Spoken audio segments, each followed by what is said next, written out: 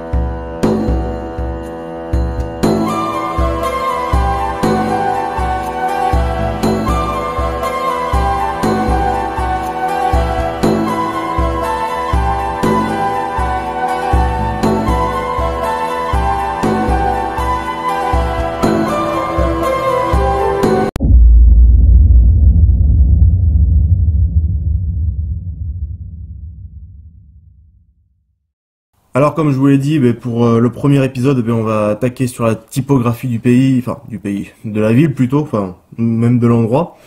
Donc pour situer un peu le contexte des légendes, Yonne-Helez, c'est un endroit très marécageux et très tourbier. Donc dans les 3 quarts des légendes, ça implique la tourbe, c'est tout ce que je peux vous dire. Alors, en ce pays marécageux et dangereux où les hommes, où on a vu des hommes et leurs charrettes se dépatouiller dans la boue, quoi, se perdre dans les fondrières et la foudre se déclencher les tourbières et les feux follets inextinguibles. Ça veut dire, à chaque fois qu'il foutait le feu, ils croyaient que c'était des feux follets qui arrivaient. Le Yundig, qui veut dire la petite bouillie en breton, du marais a été envoyé par le réservoir de Saint-Michel. En fait, le réservoir de Saint-Michel, c'est un lac un peu plus haut qui fait justement l'effet de marécage à Yonne-Helez. Le Yonne-Helez, qui veut dire reste pays de brume et de vent en bataille avec ses... Oui, c'est ça. Oui, c'est ça. Donc, voilà. Ensuite, là, on va passer aux croyances populaires du pays. Donc c'est parti.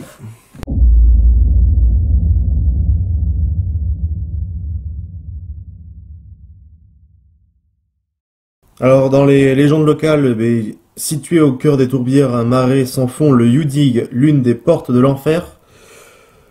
Enfin, il y a certaines personnes de là-bas qui disent qu'on dirait en été une steppe sans limite. Donc un pays sans femme. Oui. Aux nuances aussi changeantes que celles de la mer. Oh, c'est poétique. Oh là là. Bon, on n'est pas là pour faire de la poésie. Oui, si changeante que celle de la mer, on y marche sur le terrain élastique tressé d'herbes et de bruyères et de joncs. À mesure qu'on avance, le terrain se fait de moins en moins solide. Donc, ça sent un peu le caca, si on peut s'exprimer ainsi. Donc, à mesure qu'on avance, le terrain se fait de moins en moins solide. Sous les pieds, bientôt, on s'enfonce dans l'eau jusqu'au mollet. Déjà, il faut commencer à s'inquiéter. Et lorsqu'on arrive au cœur du Yonne, on se trouve devant une plaque de prairies vertes. C'est comme une île, on va dire, une île au milieu des marécages. On se trouve d'un abord dangereux et d'une mine traîtresse. C'est-à-dire, à force d'avoir pataugé dans la boue pendant des heures, ça te fait bouffer par les moustiques qui te vident littéralement, on va dire. On va dire ça comme ça même. Et qu'on a transpiré comme des bœufs. On a, une mine traîtresse dont les gens du pays prétendent qu'on n'a jamais pu sonder la profondeur. Donc c'est pour vous dire que ça doit être assez profond. C'est la porte des ténèbres, le vestibule de l'inconnu, le trou béant par lequel on précipite les conjurés, enfin, et d'autres noms, je vous raconte pas, quoi. Cette fois-là qui est appelée le Yudig, la petite bouillie en breton, comme je vous l'ai dit. Parfois, son eau se met à bouillir, comme si on avait foutu le feu dessous. Il serait le gars qui va dedans, il serait saisi par le mollet ou par les pieds et entraîné par le fond, englouti par les puissances invisibles. Bah écoute, j'irai pas faire l'expérience parce que j'ai pas envie de finir comme les moutons en Irlande, aspirés par la tourbe. Donc ces croyances ou cette croyance s'explique probablement par les phénomènes naturels constatés par les anciens feux follets ou feux de tourbe spontanés provoqués en fait par la foudre qui mettait le feu à la végétation recouvrant la tourbe, comme je vous l'ai dit, durant plusieurs mois et que seul un épisode pluvieux important parviendrait à l'éteindre. Sauf en 1917 par exemple, une énorme étendue de marée fut la proie des flammes, mais d'autres incendies de longue durée se sont produits en 1926 par exemple, ou plus récemment en 68. Alors il y a eu des disparitions inexpliquées de personnes qui s'embourbaient dans le marais, après s'y être perdues en raison de brouillard qui recouvre fréquemment la région ou tombaient dans le trou d'une ancienne tourbière. Bon, en même temps, il faut pas être plus con pour aller jouer dans les tourbières, parce que moi, personnellement, si j'habitais là-haut, en Bretagne, c'est la dernière connerie que j'irais faire. Alors, du coup, j'ai perdu mon texte. D'un brouillard qui recouvre fréquemment la région. Oui, on entendait même les démons hurler. Les ornithologues, donc ceux qui font les recherches sur les animaux, les oiseaux et autres espèces, attendez,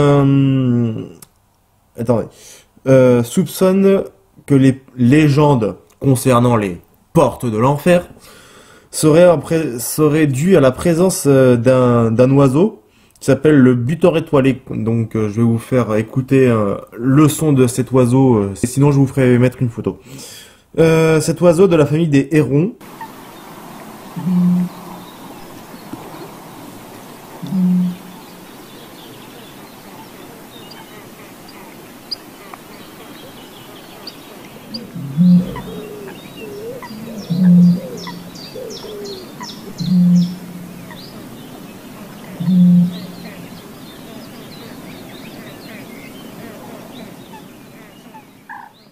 Photo.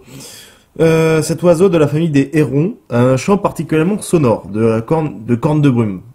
Ouais, est-ce que c'est qu'une corne de brume? Je vous... attendez, de corne de brume à l'époque de la reproduction, et sa présence est attestée, mais par un seul témoignage crédible dans le Finistère du 19e siècle.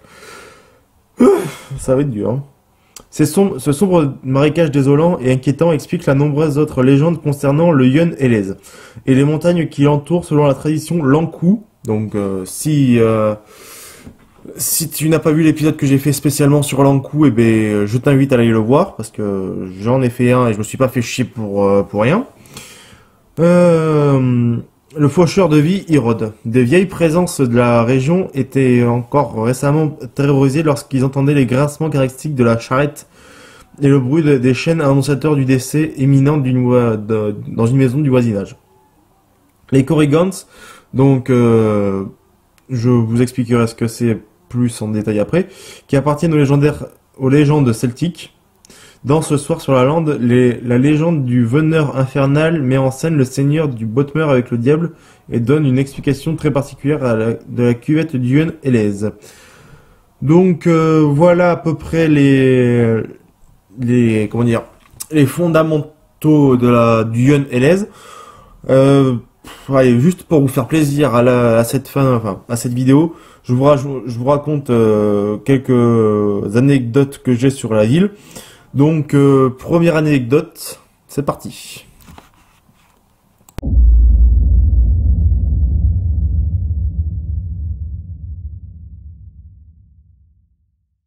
Alors, première anecdote que j'ai pu trouver.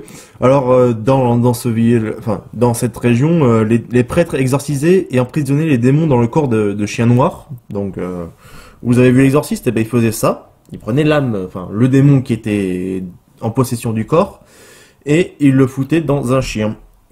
Mais après le chien, eh ben évidemment, il le foutait à la flotte jusqu'à ce qu'il se noie.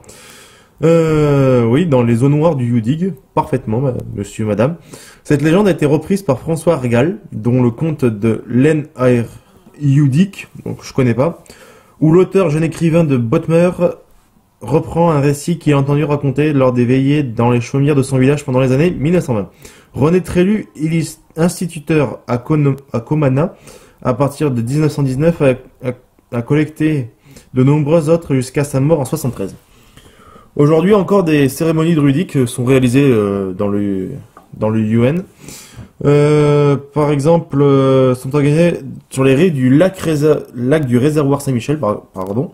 Par exemple, lors de la cérémonie du Nouvel An celte, car il associe deux éléments fondamentaux, l'eau et la forêt, et constitue un cadre idéal pour la cérémonie. Alors, aussi, le Yun Elez aussi a inspiré certains écrivains, et même amateurs de BD, je pense que vous devrez savoir vous devriez savoir de quoi je parle. Alors, le Yun Elez inspire de nombreux poètes et romanciers contemporains, comme Xavier Graal, qui a écrit des poèmes qui lui ont consacré, par exemple, Le Marais de Yun Elez. Jean-François Coatmer a écrit un roman policier intitulé La Porte de l'Enfer, dont l'action se déroule dans le Yun Elez.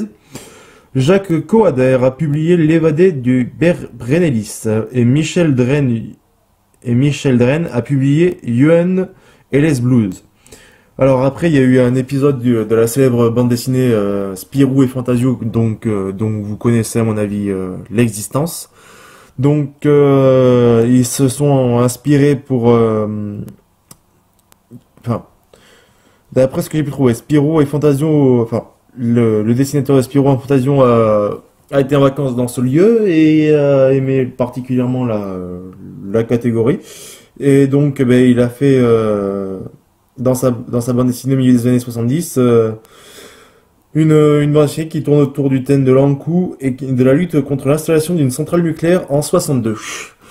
Donc voilà les amis, c'était Tintin U24 pour l'épisode numéro 7-1 de la série Mysteria 24.